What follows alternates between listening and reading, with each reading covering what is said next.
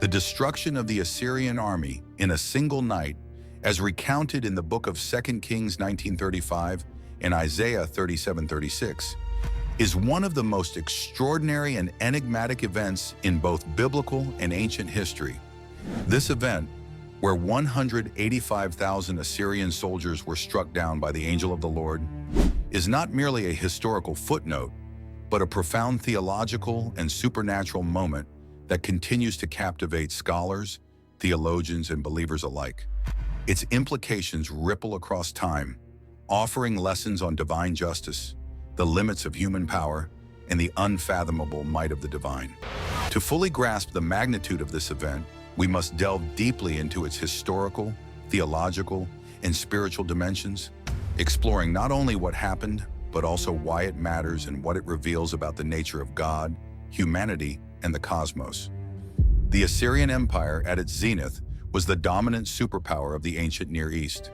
Emerging in the early 2nd millennium BCE, Assyria grew into a formidable empire known for its military innovation, administrative efficiency, and ruthless expansionism. By the 8th century BCE, under rulers like Tiglath-Pileser III, Shalmaneser V, and Sargon II, Assyria had established itself as an unstoppable force, conquering vast territories from Mesopotamia to Egypt. Its armies were renowned for their discipline, advanced siege tactics, and psychological warfare, which included mass deportations, public executions, and the systematic destruction of rebellious cities. King Sennacherib, who ruled from 705 to 681 BCE, was one of Assyria's most ambitious and aggressive monarchs. His reign was marked by numerous military campaigns aimed at consolidating Assyrian power and crushing any resistance. In 701 BCE, Sennacherib launched a campaign against the Kingdom of Judah, a small but strategically significant region in the southern Levant. Judah's king, Hezekiah, had attempted to assert independence from Assyrian domination, forming alliances with neighboring states and fortifying Jerusalem in preparation for a potential siege. Sennacherib's response was swift and brutal. He conquered numerous cities in Judah, including the heavily fortified Lachish, and laid siege to Jerusalem itself. For the people of Jerusalem, the situation seemed hopeless. The Assyrian army was vast, well-equipped, and battle-hardened, while Jerusalem was a relatively small city with limited resources. The Assyrians had a reputation for mercilessly slaughtering their enemies, and the fall of Lachish, a city whose destruction is vividly depicted in Assyrian reliefs, served as a grim reminder of what awaited Jerusalem. Hezekiah, however, refused to surrender. Instead, he turned to the prophet Isaiah for guidance and sought divine intervention through prayer and fasting. This act of faith set the stage for one of the most dramatic and mysterious events in biblical history. The biblical account of the event is strikingly concise, yet profoundly evocative. In 2 Kings 19:35 and Isaiah 37:36, we are told that the angel of the Lord went out and put to death 185,000 in the Assyrian camp. When the people got up the next morning, there were all the dead bodies. This single sentence encapsulates a moment of unparalleled divine intervention, where the course of history was altered not by human hands, but by the unseen power of God. The angel of the Lord is a figure of immense theological significance in the Bible. Often described as a messenger or agent of God, this being is sometimes identified with God himself, blurring the lines between the divine and the celestial. In this instance, the angel of the Lord is portrayed as an executor of divine judgment, a being of such power and authority that it can annihilate an entire army in a single night. The precision and efficiency of this act are staggering. 185,000 soldiers, hardened by years of warfare, were struck down without a single blow being struck by human hands. The silence of the night, the stillness of the camp, and the suddenness of the destruction all underscore the supernatural nature of the event. The identity of the angel of the Lord has been the subject of extensive theological debate. Some scholars argue that this being was the archangel Michael, described in the book of Daniel as the great prince who protects God's people. Others suggest that it was the pre-incarnate Christ, a manifestation of the divine Son before his earthly ministry. This interpretation is supported by passages in the Old Testament where the angel of the Lord is described in terms that suggest divinity, such as accepting worship and speaking with the authority of God. Still, others believe that the angel of the Lord was an unnamed celestial being, a specific agent of divine wrath created for this singular purpose. Regardless of its identity, the angel of the Lord embodied the absolute authority and power of God, serving as a reminder that no human force, no matter how formidable, can withstand the will of the Almighty. The destruction of the Assyrian army is not merely a historical event, but a profound theological statement. It underscores the theme of divine justice, demonstrating that pride and arrogance will ultimately lead to downfall. Sennacherib's hubris, his belief in his own invincibility, was met with a humiliating and catastrophic defeat.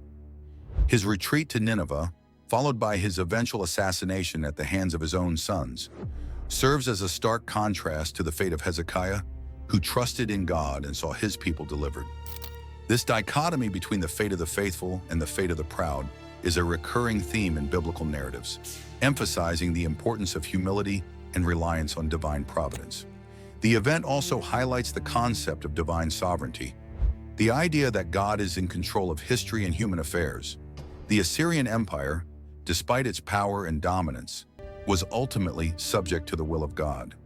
This challenges the notion that human empires and rulers are the ultimate arbiters of power. It reminds us that there is a higher authority, one that transcends human politics and military might. The destruction of the Assyrian army is a powerful affirmation of this truth, demonstrating that even the most powerful empires are subject to divine judgment. Historically, the destruction of the Assyrian army had far-reaching consequences. While the Assyrian Empire would continue to exist for several more decades, this event marked a turning point in its dominance. The loss of such a significant portion of its military force weakened the empire and sowed seeds of doubt among its subjects and enemies.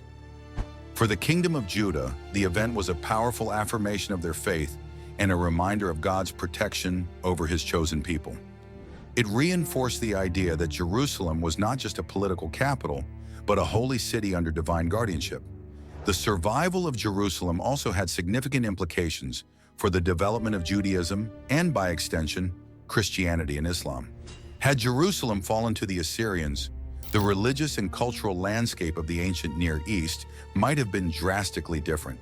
The preservation of the city and its temple ensured the continuity of Jewish worship and the eventual emergence of the biblical traditions that would shape Western civilization.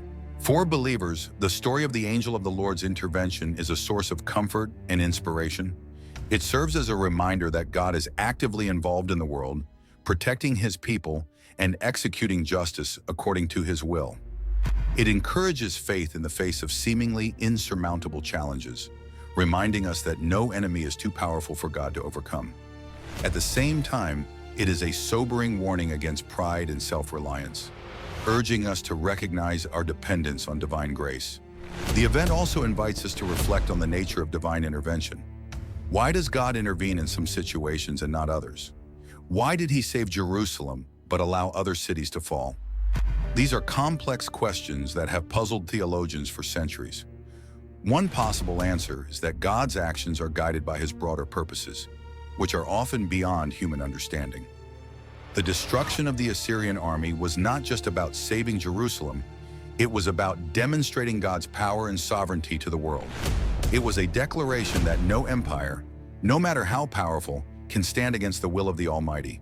The angel of the Lord remains one of the most mysterious figures in the Bible. Who is this being, and what was its relationship to God? Was it a created being, like the other angels, or a manifestation of God himself? The Bible does not provide clear answers to these questions, leaving room for interpretation and speculation.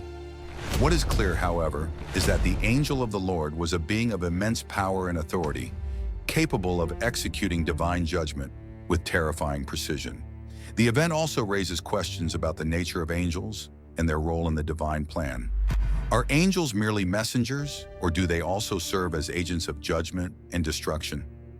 The destruction of the Assyrian army suggests that angels can play an active role in shaping human history, acting as instruments of God's will.